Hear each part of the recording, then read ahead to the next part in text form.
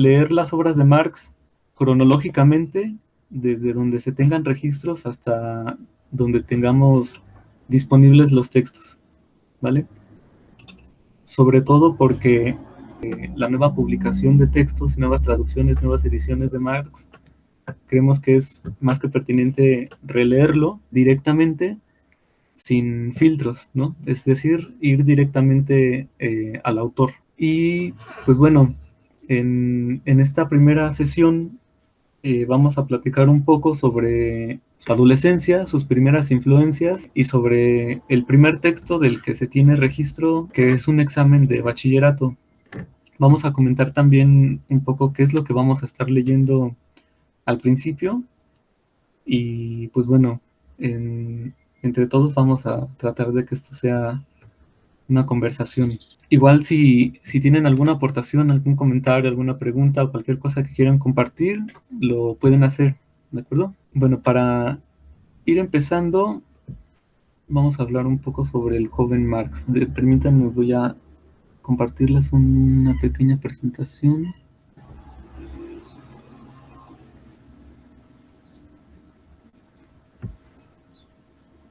¿Ya se puede ver, compañeros? Sí, ya se ve. Muy bien. A ver, voy a...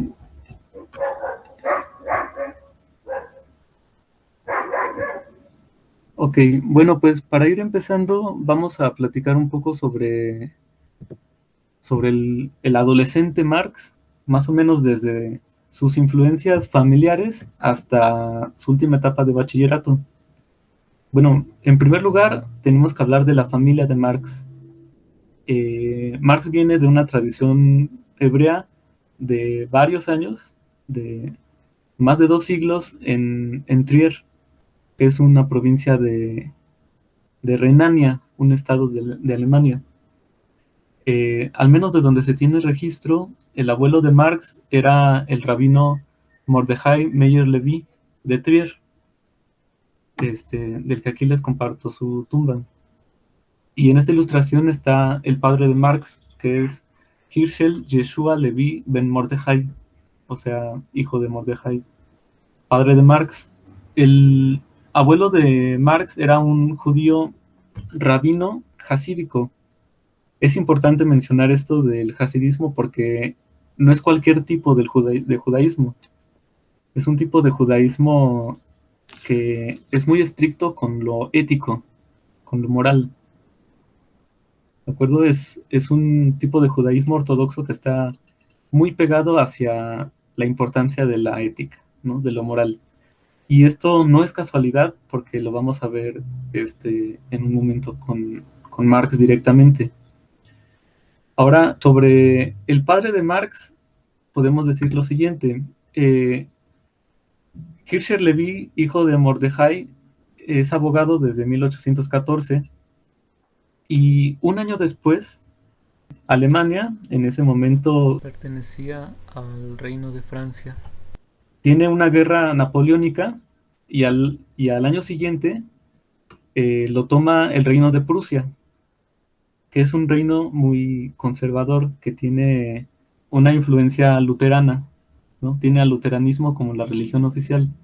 Y en el año de 1815, el reino de Prusia prohíbe a los judíos ocupar cargos legales.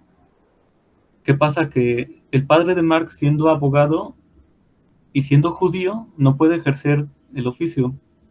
Así que en 1818, este hombre cambia su nombre a Heinrich Marx, que es un nombre alemán.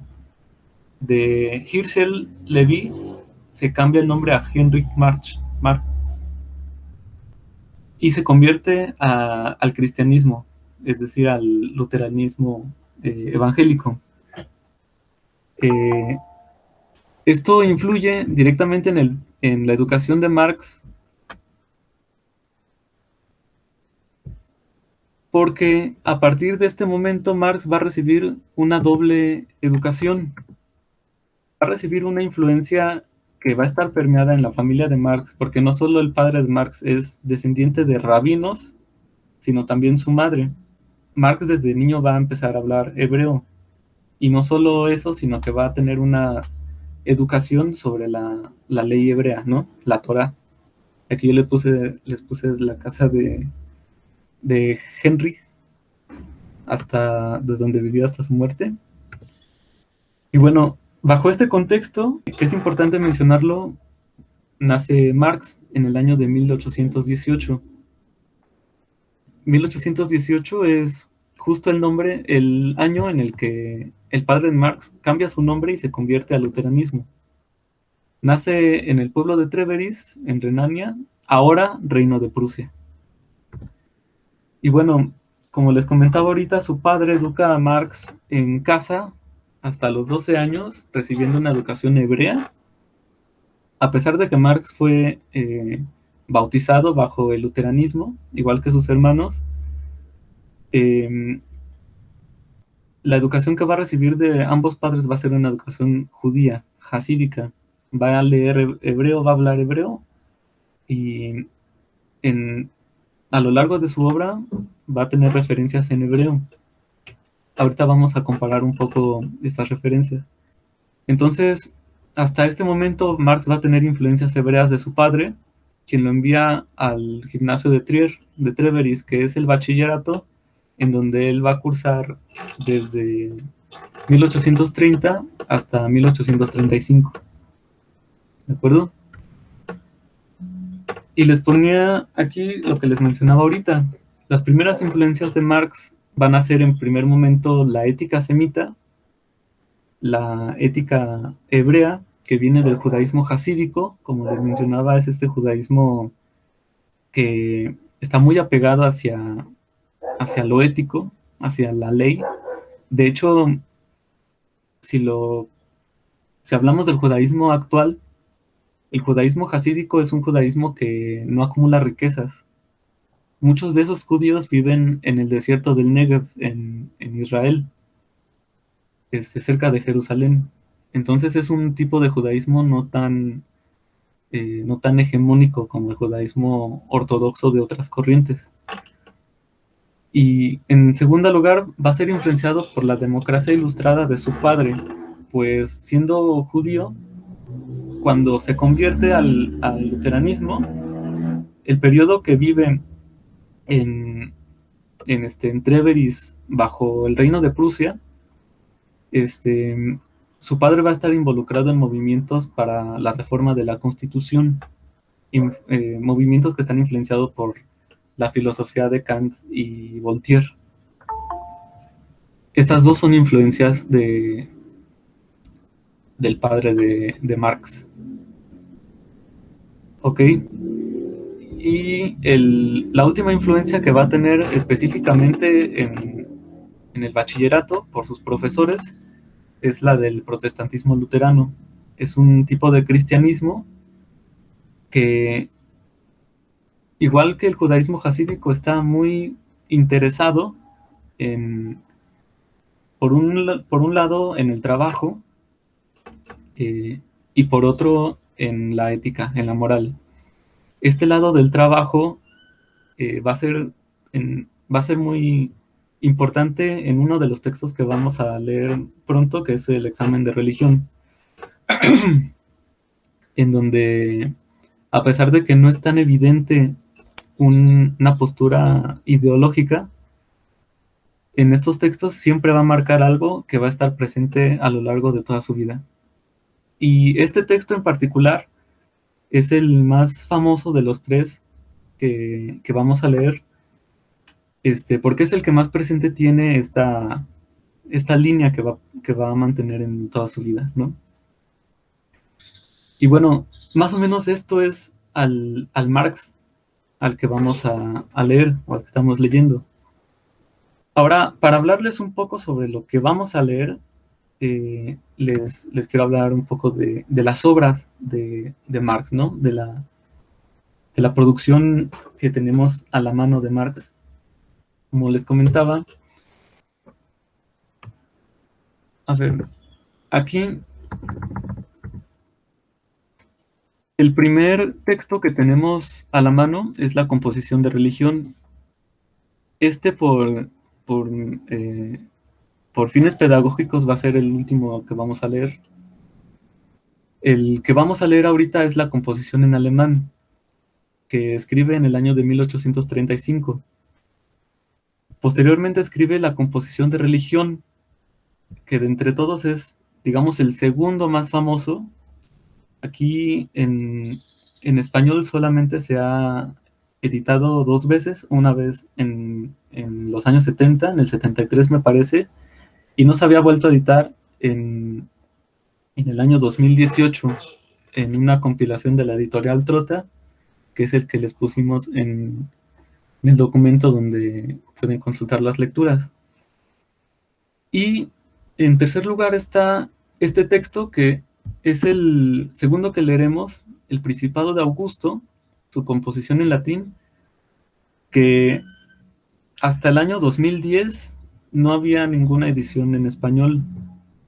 De hecho, hace apenas unas décadas antes se había editado me parece que en polaco o en italiano, algo así. De hecho, esta imagen que yo les pegué aquí, que más o menos enuncia o enumera las obras del joven Marx a partir del Mega, de las obras completas, ni siquiera contemplaba este texto del Principado de Augusto, que de hecho está escrito en latín. Y en el documento que yo les puse, para que consulten la lectura, viene en una doble edición en latín y en español. Ahora, el texto que yo les puse para leer esta primera lectura de la composición en alemán, que se llama, aquí lo tengo,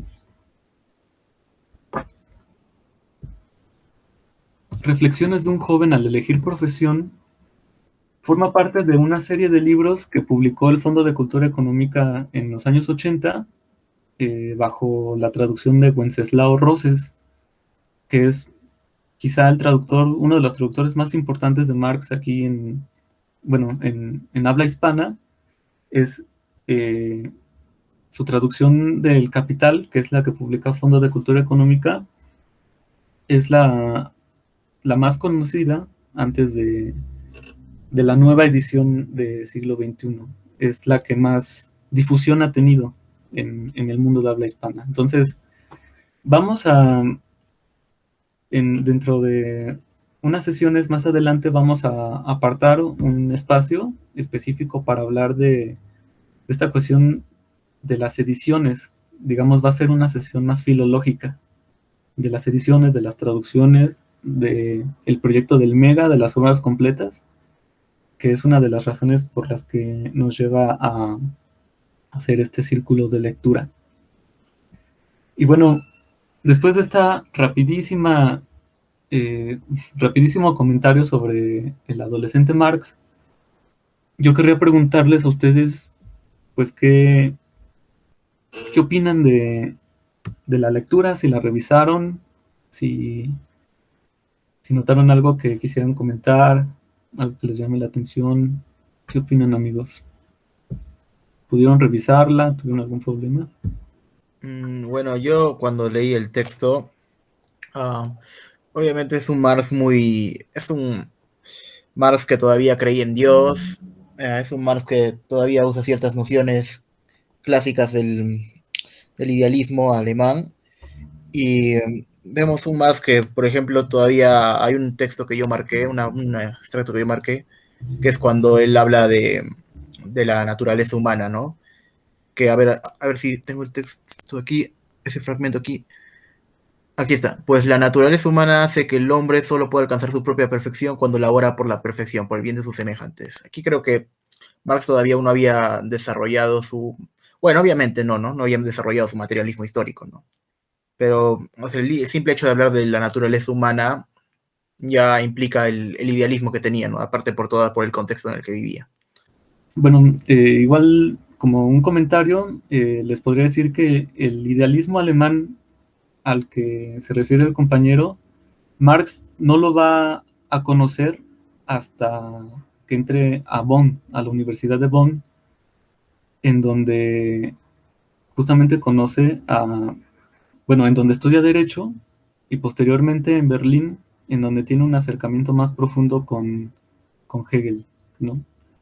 Eh, Aunque es muy evidente lo que dice el compañero respecto de la religión, ¿no? De hecho, si podemos revisar la forma en la que inicia,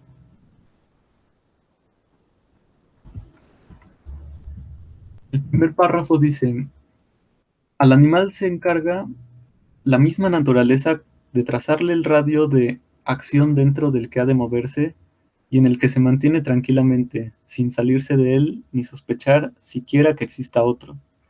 También al hombre le ha trazado Dios un fin general, el de ennoblecer la humanidad y ennoblecerse a sí mismo.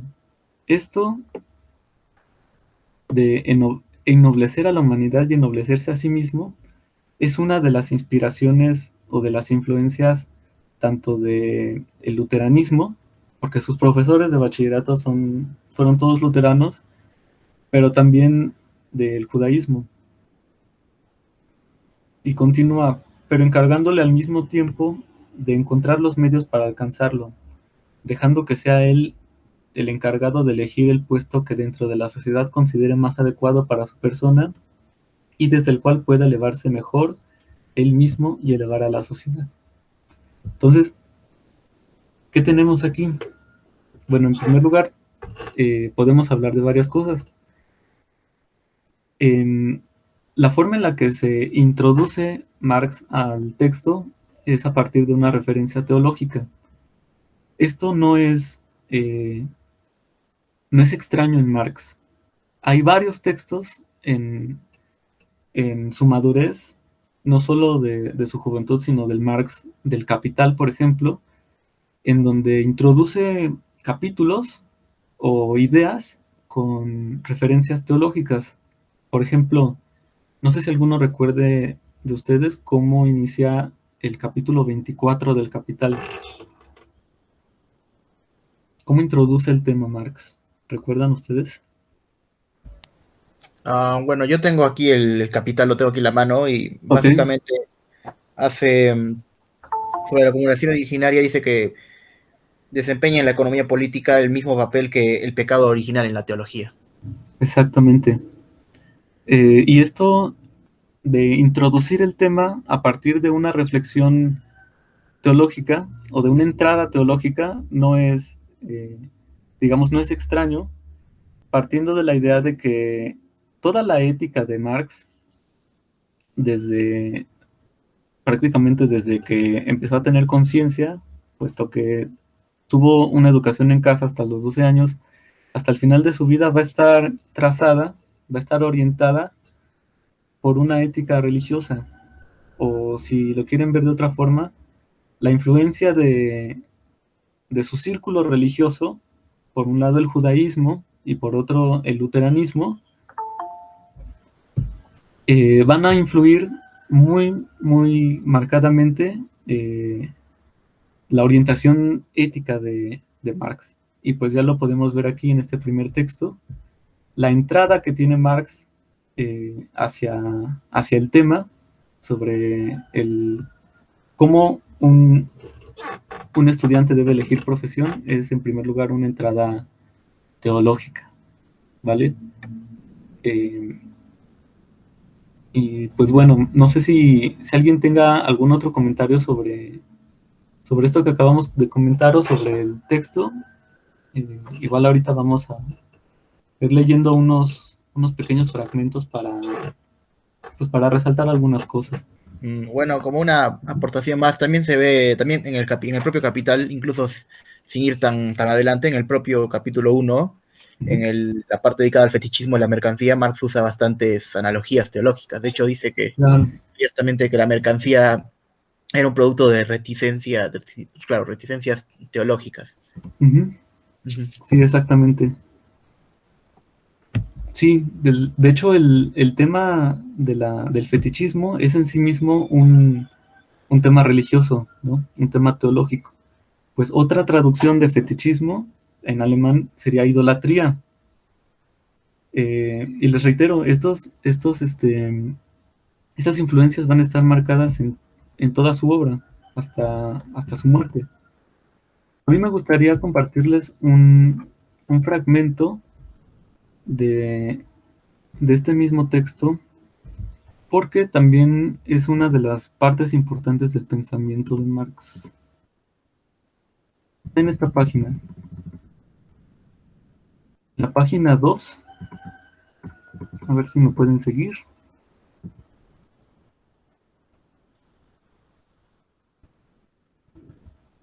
Por aquí estaba. Ah, En este, en este momento Marx dice que los seres humanos, a diferencia de los animales, tienen la virtud de elegir, ¿no? La virtud de la elección. Y una virtud más alta todavía es la virtud de poder elegir profesión. Y a mí me gustaría que pusiéramos atención un poco a este parrafito que dice, ahora bien, no siempre podemos escoger en la vida aquella posición hacia la que nuestra vocación nos llama, pues las relaciones en que nos encontramos dentro de la sociedad se encargan hasta cierto punto de decidir por nosotros antes de que nosotros mismos lo hagamos. Aquí está, es la segunda página. Si alguno de nosotros tiene más o menos idea de las, bueno, las obras de Marx, del pensamiento de Marx, esto puede hacer resonar muchas obras, muchísimas obras. Yo quiero recordar, por ejemplo, el 18 Brumario de Luis Bonaparte. No sé si alguno de ustedes recuerden esa obra. En esa obra, casi al principio, Marx parece que está parafraseándose a sí mismo varias décadas después. ¿En qué sentido? ¿En que él se ve hacia el futuro o parafrasea sobre su futuro?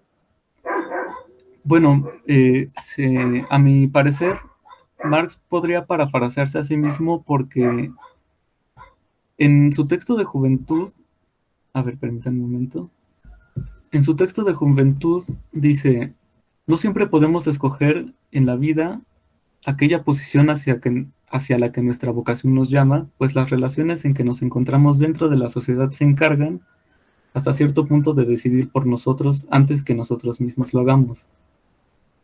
Esta es la idea que Marx tiene de cómo las condiciones sociales determinan nuestras propias decisiones, o cómo las condiciones sociales eh, pueden orientar, ya sea permitir o negar, la decisión de las personas. Esto bajo el criterio de obras más maduras podemos leerlo de esta forma. Gracias. En el 18 Brumario de Luis Bonaparte, Marx, casi al principio, dice lo siguiente. No sé si se vea claro en la pantalla. En el segundo párrafo, Marx escribe, los hombres hacen su propia historia, pero no la hacen a su libre arbitrio, bajo circunstancias elegidas por ellos mismos, sino bajo aquellas circunstancias con que se encuentran directamente, que existen y que les han sido legadas por el pasado. No sé si puedan ver la similitud entre un texto y otro. Recordemos que el primer texto del que estamos haciendo referencia, Marx lo escribió cuando tenía 17 años. Era muy joven. Pero desde este momento, estos guiños, a pesar de que no es el tema central del texto, van a estar presentes en toda su obra. Y no solo eso, sino que van a ser, como es este caso, parte de los fundamentos del pensamiento marxista, como es el de las condiciones materiales que posibilitan o imposibilitan al ser humano ser libre, ¿no? Poder tener una elección. Y pues bueno, más adelante, mientras más vamos avanzando en el texto, igual un poco para ir aterrizando, Y para ir un poco al tema central del texto, Marx empieza a preguntarse cuál sería una buena razón para elegir profesión. Marx quería ser poeta, pero dice no, la poesía no es la clave. Y se va cuestionando varias. Por ejemplo, aquí yo les pongo ya en la cuarta página.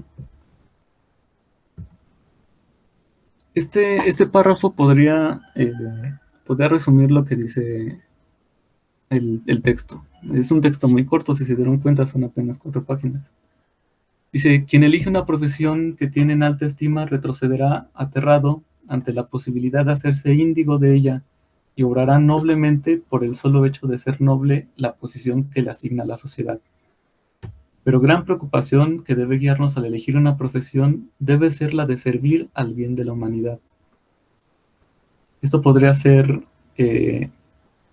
tal vez el punto central de este texto. Es gracias a este párrafo que este texto es más o menos conocido en comparación con otros textos de su adolescencia. La idea de elegir una profesión que pueda servir al bien de la humanidad y a nuestra propia perfección. Y no se crea que estos dos intereses pueden ser hostiles o incompatibles entre sí, pues la naturaleza humana hace que el hombre solo pueda alcanzar su propia perfección cuando labora por la perfección, por el bien de sus semejantes. Esta idea, a pesar de que suena, pues sí, muy religiosa, tampoco está lejos de la obra del Marx maduro. Si nosotros revisamos algunos textos, aquí sí hay varios textos en donde lo menciona, sobre todo en los Grundrisse, es donde más lo desarrolla. La idea que él tiene de superar las contradicciones del capitalismo no solo es, a pesar de todo, para que, digamos, para que el sistema económico se derroque y la lógica del capital desaparezca, sino para que el ser humano pueda desenvolverse a punto de alcanzar su máxima expresión, ¿no? Es la idea que él tenía del trabajo. Por ejemplo, en varios textos de 1844, que es a lo que varios autores le llaman el Marx joven, es el texto más famoso de ese periodo. Al hablar Marx del trabajo alienante, Marx dice que al ser repetitivo, el obrero no se reconoce a sí mismo en él. No se puede desenvolver, no puede desenvolver ni sus aspiraciones ni sus talentos, ¿no? A final de cuentas, lo que Marx quiere, desde su juventud hasta su muerte, es que el ser humano pueda llegar a la perfección en un sentido teológico, es decir, que se pueda desenvolver como, que pueda desenvolver el plan que Dios tiene para ellos, si apelamos un poco a el cristianismo, ¿no? Y pues les reitero, estos textos de la adolescencia de Marx son importantes porque ya están en ellos estos temas. Están como guiños, obviamente sin desarrollar como lo hará después, pero está la intención, está la idea, ¿me explico? Y continúa Marx, cuando el hombre solo se preocupa de sí mismo, puede llegar a ser sin duda un famoso erudito, un gran sabio, un excelente poeta, pero nunca llegará a ser un hombre perfecto, un hombre verdaderamente grande. Los más grandes hombres de que nos habla la historia son aquellos que, laborando por el bien general, nuevamente está esta idea, han sabido ennoblecerse a sí mismos. La experiencia demuestra que el hombre más dichoso es el que ha sabido hacer dichosos a los demás. Y la misma religión nos enseña que el ideal al que todos aspiran es el de sacrificarse por la humanidad, aspiración que nadie se atrevería a destruir. Hay que mencionar que cuando Marx habla de la religión, no está hablando de la religión en abstracto, no está hablando de toda la religión en su conjunto, sino específicamente la religión del luteranismo o el cristianismo luterano, o el protestantismo luterano, pues no solo es con el que él fue educado, sino con el que se va a enfrentar después, específicamente con sus compañeros de la universidad y su tutor, Bruno Bauer, su tutor de universidad, que fue un teólogo. Y bueno, podemos seguir. Finalmente dice: quien elija aquella clase de actividades en que más pueda hacer el bien de la humanidad, jamás flaqueará ante las cargas que pueda imponerle, ya que éstas no serán otra cosa que sacrificios asumidos en interés de todos. Quien obre así no se contentará con goces egoístas, pequeños y mezquinos, sino que su dicha será el patrimonio de millones de seres y sus hechos vivirán calladamente, pero por toda una eternidad, y sus cenizas se verán regadas por las ardientes lágrimas de todos los hombres nobles. Y aquí termina el examen de alemán de Karl Marx. Y pues bueno, respecto a lo que ya hemos platicado ahorita, no sé si tengan algún comentario. Eh, mm, me gusta y me parece interesante tu análisis, compañero. Y también justo también en esa parte en la que dice elaborando por el bien general, tú te refieres a que encierra una idea también, ¿no? ¿Y a qué crees que se refiera para profundizar un poco? Porque laborando por el bien en general, o sea, trabajando para los demás, trabajando por los demás, trabajando con los demás, ¿o a qué se refiere? Bueno, todas estas consideraciones yo obviamente se las expreso desde mi lectura personal, ¿no? No, no me, no me atrevería a decir exactamente de lo que está hablando, pero como mencionamos ahorita, con sus influencias, al menos en el cristianismo, de lo cual hace una, una referencia hacia el sacrificio de Cristo. Cristo se podría decir que niega su propio interés personal para hacer un bien de toda la humanidad. Y ese bien, a su vez, es el sacrificio que lo hace a sí mismo el Mesías. Si no fuera por el sacrificio, él no habría resucitado y no habría sido hijo de Dios, reconocido de esa forma. ¿Me entienden? Digamos, esa idea del bien general que viene influido desde el judaísmo, desde el cristianismo, eh, no, obviamente no lo va a desarrollar tal cual literalmente, porque va a ser crítico de eso, va a ser crítico del sacrificio, del autosacrificio, pero lo que sí va a mantener es esa idea de que el bien personal no necesariamente va a seguir al bien común, como lo dijeron los economistas clásicos, sino que el bien común necesariamente va a significar un bien personal y no viceversa.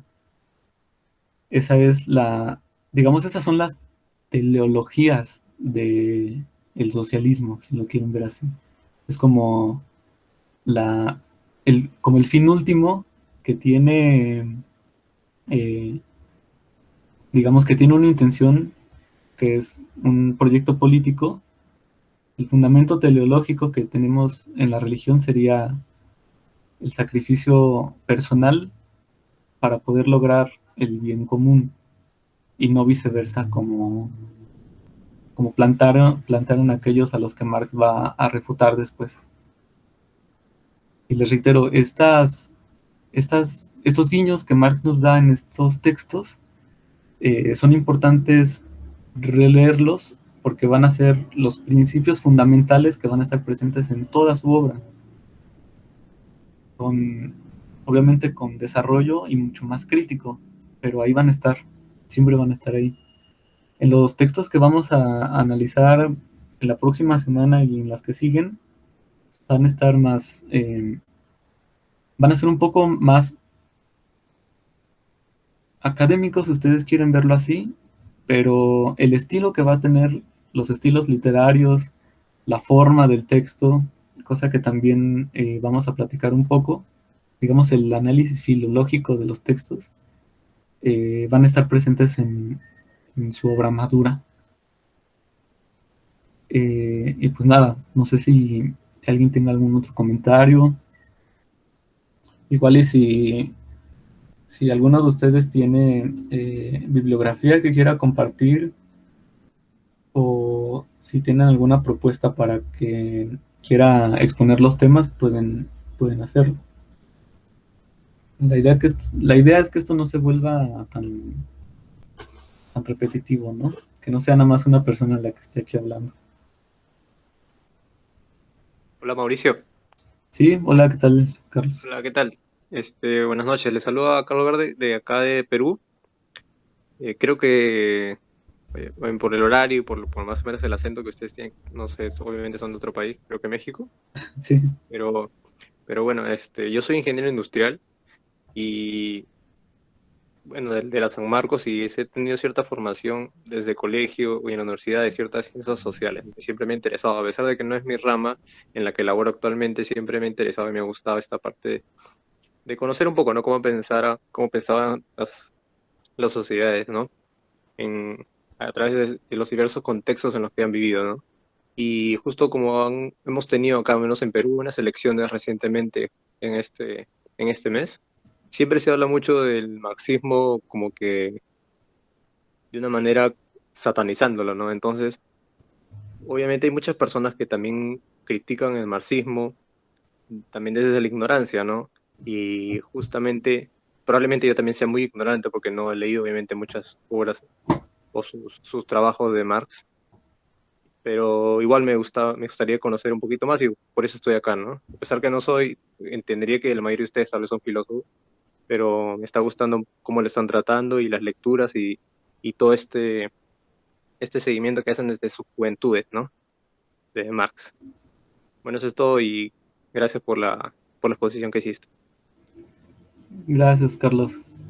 Pues sí, como les comentaba al principio, una de las intenciones que tenemos con estos pequeños círculos, y bien lo comentabas tú, es que hay un desconocimiento sobre Marx, que en gran parte se debió a que el gran corpus de Marx, digamos, las grandes obras de Marx, o la mayoría de su obra no ha sido leída. Mucha de ella ni siquiera la tenemos a la mano, ¿no? Apenas las obras completas todavía se siguen publicando, no están terminadas.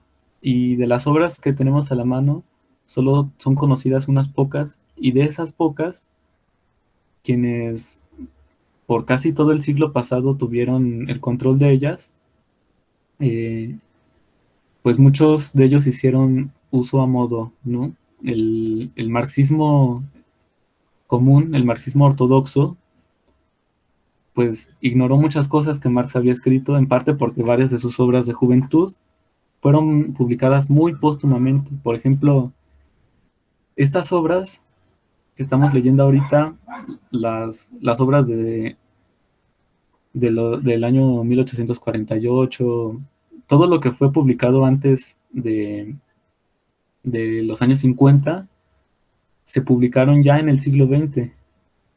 Es decir, muchas de ellas no los leyó ni Lenin, ni Rosa Luxemburgo, ni muchos de sus intérpretes, ¿no?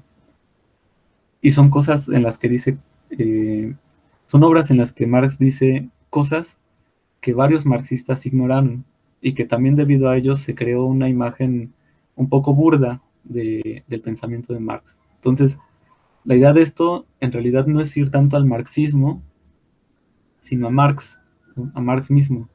Por eso vamos a hacer el intento de abordarlo desde todas las perspectivas posibles, no solamente con una orientación o buscando una orientación clara, porque Marx no solo escribía políticamente, ¿no? Tenía muchas referencias literarias, muchas referencias teológicas, eh, escribía en muchas lenguas, ¿no? Desde bachillerato ya escribía latín, sabía hablar en hebreo.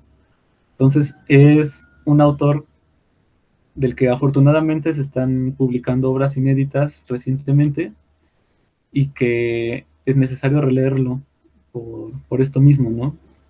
Hay una lógica en su pensamiento que me parece que es bueno recuperar, ¿no? Y pues más o menos sería eso, no sé si alguien quisiera agregar algo más. El texto que sigue es, me parece que es el de latín. Les comento rápidamente que ese texto en el 2010 un estudiante de aquí lo publicó por primera vez en español para su tesis de licenciatura. Entonces, esa tesis tiene el texto traducido, tiene la versión en latín y en español, y tiene un muy buen estudio introductorio que, si tienen tiempo, pueden leerlo. Es un texto cortito, igual son como 4 páginas. Está más grande, está más largo el estudio que el texto en sí, pero vale la pena. Y pues, y pues más o menos esta va a ser la dinámica, amigos. Creo que algo que es bastante importante es que hablar un poco sobre el método de Marx, ¿no? Hay muchos que hablan sobre la palabra dialéctica y a veces creo que hay una confusión con la palabra dialéctica, ¿no? Creo que sería muy bueno también en más adelante quizás delimitar qué es la dialéctica. Yo tengo encontré un artículo bueno de un teórico marxista argentino que quizá podría ayudarnos, que explicita bien bastante qué es el conocimiento dialéctico. Ok, Renato, sí, claro, me parece muy bien. Si gustas, si tienes algún texto, puedes ponerlo en el grupo. Creo que todos están en el grupo. Eh, y pues sí, lo platicamos. Ya tú, si Ok, gustas, puedes proponer un día para que nos platiques, ¿vale? ya, ok. Sí, ok. Y bueno, Vanessa dice que si puede encargarse de la siguiente. Ah, ok, sí, estaría perfecto. Ahí, bueno, ya tienes ahí el texto, lo puse en un documento. No sé si hayan más traducciones, esa yo fue la única que encontré, la que está en edición bilingüe. Si igual te rifas, te rifas ese texto, pues estaría bien. Eh, pues bueno, mm, pues así quedamos, amigos. La próxima sesión, les reitero, es un documento que escribe en el mismo año, 1835, el examen sobre latín. Y pues bueno, vamos a continuar también con el estudio de los orígenes de Marx. Bueno, pues hasta ahorita esto sería por mi parte todo. Pues nos estaríamos escuchando la próxima semana, ¿vale? Con Vanessa y Lalo.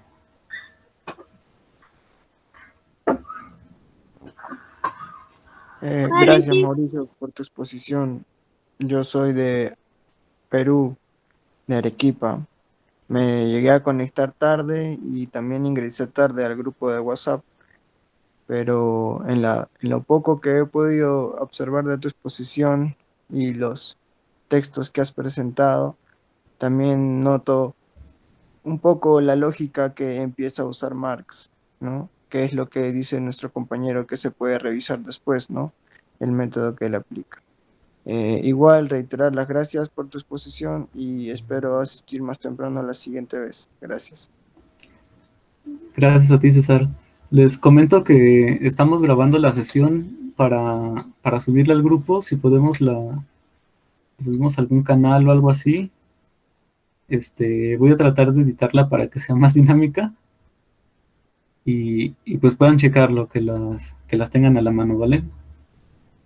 Entonces, pues buenas noches a todos, a todas. Un abrazote hasta Arequipa y a mis compañeros de Puebla también. Nos estamos escuchando la otra semana, ¿vale?